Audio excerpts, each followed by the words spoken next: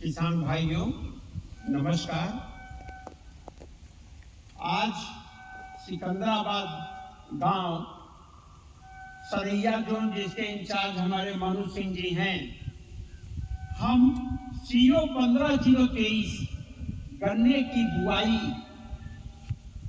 में बीज उपचार कैसे करें, क्योंकि केवल बीज उपचार सही ढंग से कर देने से और खेत में 65% की नमी होने से जमाव आपका 100% हो जाता है। ये अमूमन किसान भाई सबमर्सिबल जहां भी होता हो उनका टैंक होता है और इसमें नीम का तेल 0.1% का घोल नीम के तेल का पानी में डाल दिया गया है, रात भर इसमें डुबाया गया। अब क्यों इसकी चर्चा करें, इसके पहले थोड़ा हम 15-023 के बारे में कहना चाहते हैं कि यह जो 15-023 का ये मनु सिंह जी के हाथ में जो गन्ना दिख रहा है, ये कतई ठोस होता है और ठोस होने के साथ में इसकी सबसे वे देखिए 2 गांठ के टुकड़े हैं और इसका कोई भी वजन 250 ग्राम से कम नहीं है। तो जो लोग कहते हैं कि डॉक्टर RK सिंह साहब कहते हैं कि 4 किलो का गन्ना, 4 फीट की दूरी, 10 इंच गहराई, वो सत्य है, हवा में नहीं है। 20-22 कोरी के सामान्य गन्ने होते हैं और ये पहले 2.5 फीट में इतना मोटा हुआ है। जब इसको सूरज की रोशनी ज्यादा मिलेगी तो इसका वजन 4 किलो तक होगा। दूसरी बात, नीम का तेल क्यों जरूरी है? कॉन्टैक्ट फंजीसाइड, सभी लोग गन्ना की खेती में कॉन्टैक्ट फंजीसाइड, चाहे वो कार्बोनाजिम हो और चाहे हेक्सास्टाफ हो, यह जहरीला है। ये हमारे मित्र जीवाणुओं को समाप्त कर देता है और जो फंजीसाइड, जो फंजाई की बीमारी पैदा करने वाले जीवाणु हैं, जो कीड़ों को, लार्वी को, वो सब इसके प्रति रेजिस्टेंस हो जाते हैं। तो सिस्टमिक रेजिस्टेंस मतलब ये कि नीम क्यों हम उपयोग में ले रहे हैं, क्योंकि यह कॉन्टैक्ट फंजीसाइड है, सिस्टमिक फंजीसाइड है, बायोसाइड है। इसमें जो एजाडिरेक्टिन होता है, एक्टिव प्रिंसिपल, वो नीम का जो एक्टिव कंपाउंड है एजाडिरेक्टिन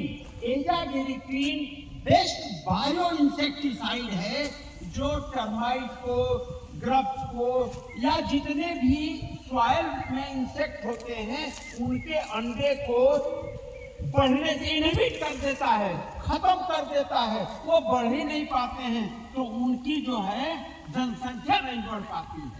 इसलिए दूसरी चीज, एजाडिरेक्टिन के अलावा निम्बिसिडिन और निम्बिन, ये 2 इनके एक्टिव प्रिंसिपल होते हैं जो एंटी फंगल हैं, एंटीवायरल हैं।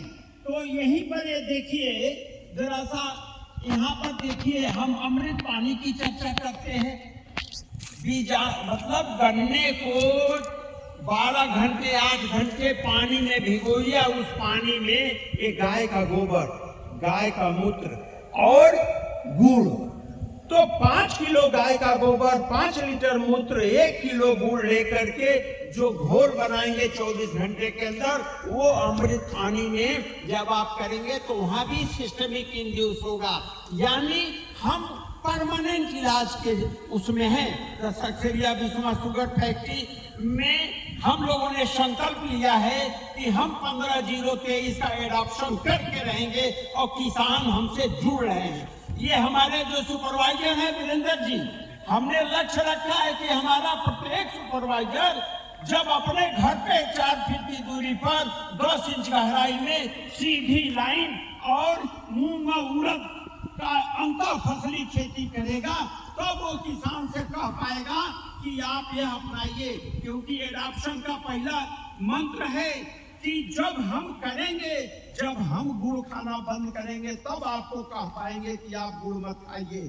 तो इसलिए हम अपने सभी सुपरवाइजर गणों को लक्ष्य निर्धारित किए हैं कि अपने खेत पर 4 फीट की दूरी, 10 इंच गहराई, सीधी लाइन और गन्ने के 2 गांठ के टुकड़े, जिसका उपचार चाहे नीम के तेल से करिए, चाहे अमृत पानी से करिए, हम फंजीसाइड जहर मुक्त वातावरण में जैविक खेती के माध्यम से अपने मिट्टी में, किसान की मिट्टी को कार्बन रिच करना चाहते हैं, ताकि जब कार्बन का प्रतिशत 3 से 4% हो। हमारे वहाँ उड़ीसा की टीम आई थी कि डॉक्टर आर.के. सिंह कह रहे थे वो 4 किलो वाला गन्ना कहाँ है।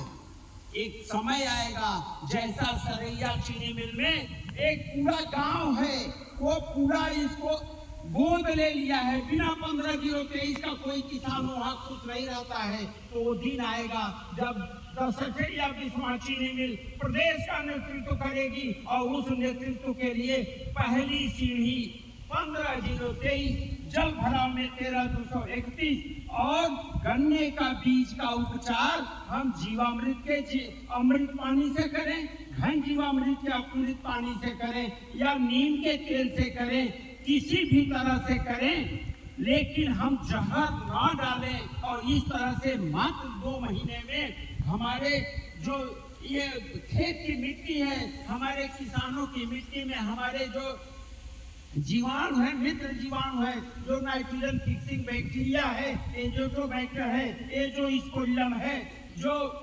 फास्फोसॉल्युलाइजिंग बैसिलस ग्रुप का बैक्टीरिया है, वो आएगा, सीडोमोनास आएगा। ये सब कुछ इसी में है। मिट्टी खाता है और अच्छी कार्बन रिच सॉइल में सीडोमोनास भी पाया जाता है। डिकम्पोजर, एक्टिनोमाइसीटीज और ट्राइकोडर्मा जो डिकम्पोजर होते हैं वो भी पाए जाते हैं।